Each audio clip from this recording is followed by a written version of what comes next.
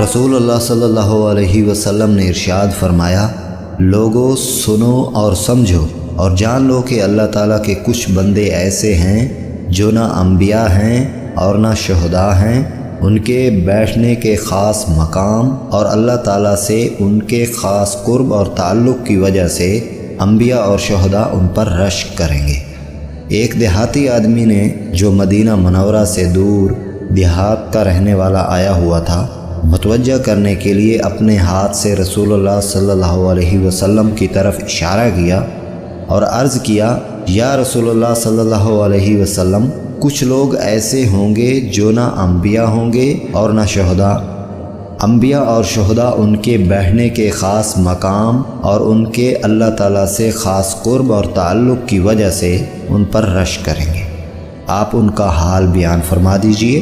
یعنی ان کی صفات بیان فرما دیجئے۔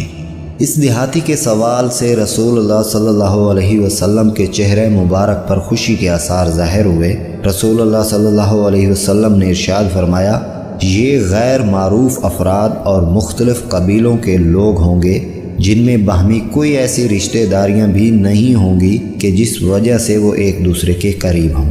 انہوں نے اللہ تعالیٰ کی رضا اور خوشنودی کے لیے ایک دوسرے سے خالص اور سچی محبت کی ہوگی۔ اللہ تعالیٰ قیامت کے دن ان کے لیے نور کے منبر رکھیں گے جن پر ان کو بٹھائیں گے، پھر اللہ تعالیٰ ان کے چہروں اور کپڑوں کو نور والا بنا دیں گے۔ قیامت کے دن جب عام لوگ گھبرا رہے ہوں گے، ان پر کسی قسم کی گھبراہٹ نہ ہوگی، اور وہ اللہ تعالیٰ کے دوست ہیں، ان پر نہ کوئی خوف ہوگا اور نہ وہ غمگین ہوں گے۔